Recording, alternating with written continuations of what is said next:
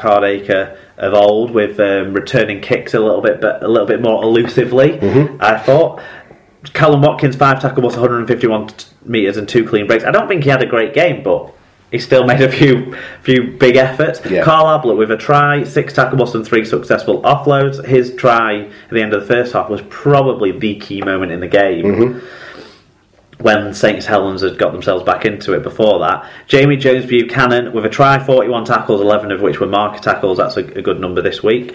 Luke Walsh is a player we haven't really talked about, and in that Saints comeback in the second half of the first half, or from about 15 minutes on, he was the best player on the pitch for about 20-25 minutes. He kind of disappeared in the second half, apart from his try assist for LMS.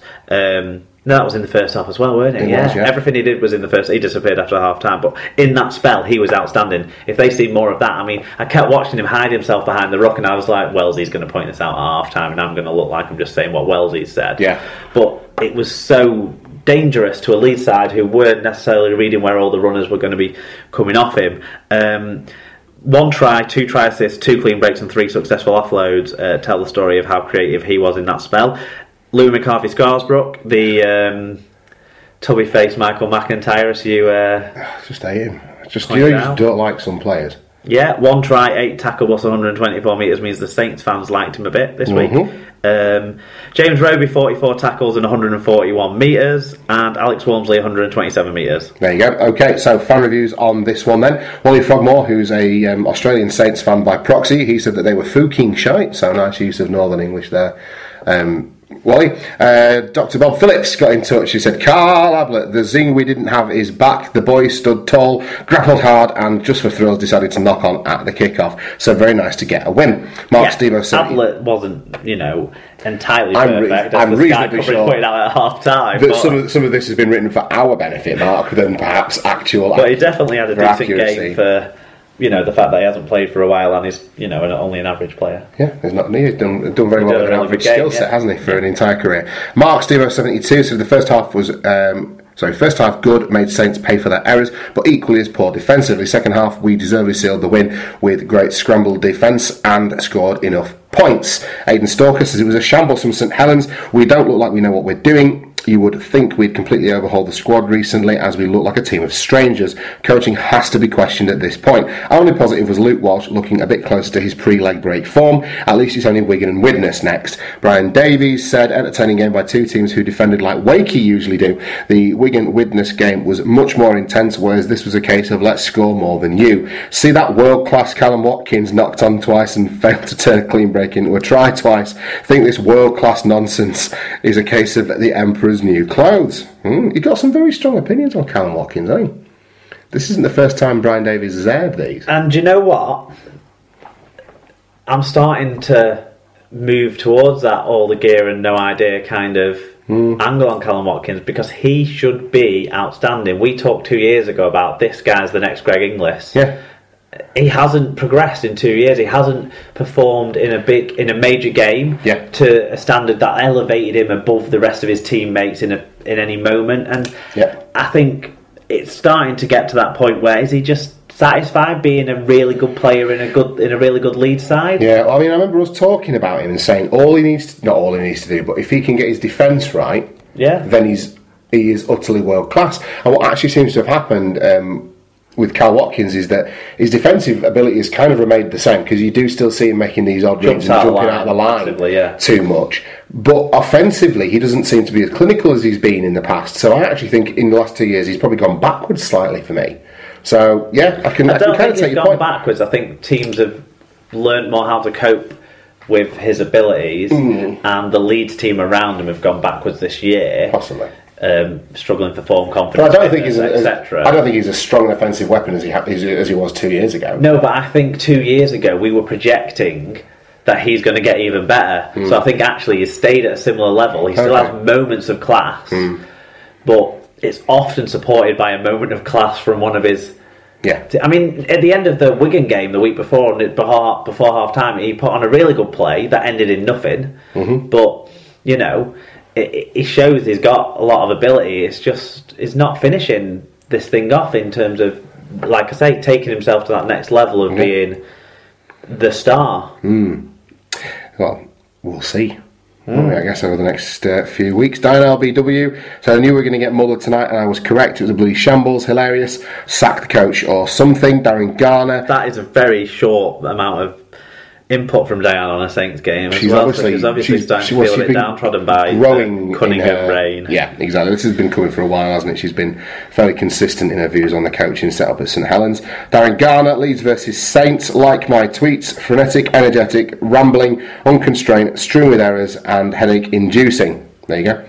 Matt Eltringham, who I believe is also Wally Frogmore, so he's trying to bamboozle us. But don't tell his bosses. With his alien... Oh, right, I see. Is it like that? Okay. Yeah. It's so he can swear at people on Twitter. Like your style, good stuff. Okay.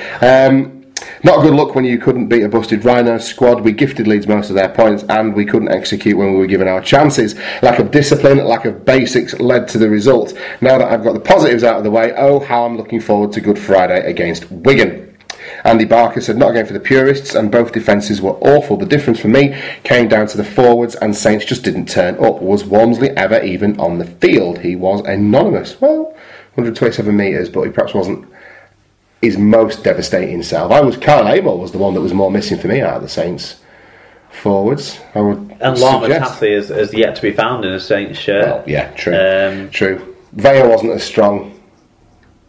The whole side weren't, though. Yeah. The whole side weren't. It is tricky to find too many positives. Cutthroat Jake, what a difference a hooker makes. Falloon was man of the match for me. We still need to improve our tackling, but it's good to see our scrambling defence is improving. Al Witts, Leeds were looking more like the attacking force they can be, but both teams didn't really bother defending until the second half. Thought Bo Falloon had a good game. Swift is going to be missed for Saints. I wonder what Saints fans think of the Dawson-Owens combination. Jack Owens is... I want Jack Owens to do well so very desperately because I like, he's come up and, he was at Widnes and he's got a big move, but he just looks like a liability at times for me. And Dawson. But in that, within a group where there's a few average a player as there is in Super League. Yeah. And in that, I'm not saying it's a negative. I don't think he's rubbish.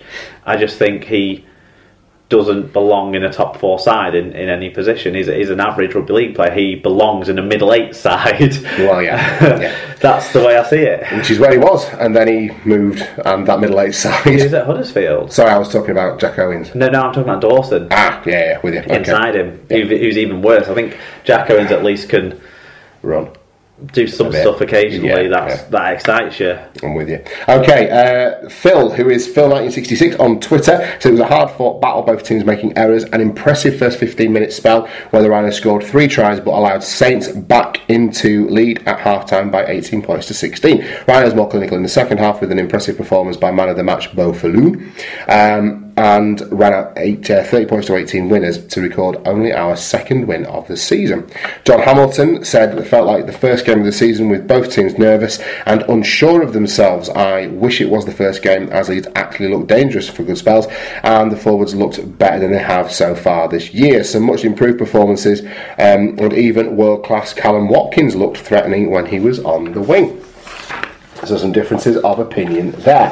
Final word, however, we'll give to Richard Wilkinson, who got in touch and said that it was a good win for Leeds. Not the prettiest game, but we got the chocolates. Abba was awesome. Falloon totally changed the dynamic going forward. Watkins had a shitter, and the less said about Hall, the better. Plenty to build on for Thursday, which leads me to talk about the bet, Mark. The bet. The bet. Now, did you follow this on Facebook a little bit? Rich got in touch with us. I actually thought that it was you that had shot your mouth out. I wondered why he was... saying I was blue balls. We got him. My balls are fully. They've been fully deeply. Emma's not listening to this part of the show, is she? So we can talk about whether or not your balls have been deeply certainly not blue with gay abandon. Anyway, so we've got the wind up Richard a little bit by implying between us, but apparently me more than you, that Leeds are a spent No, it was all you.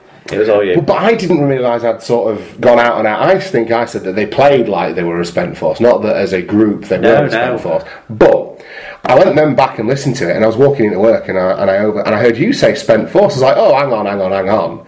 Anyway, so this back and forth went on a little bit. The short version of which is that Richard and I now have a bet, which is that if Leeds go through the entire season without winning any silverware, Richard, when he comes over next year, is going to come to a Bulls game with me, wear a Bulls shirt and get the beers in. But I have to do the same for him at a Leeds game and wear a Danny Maguire shirt if Leeds win some silverware. So not a Carl Ablett shirt. No, not a Carl Ablett shirt. I think the Danny Maguire shirt is because it will be significantly smaller, so I might have to squeeze into it. But I'll stand by.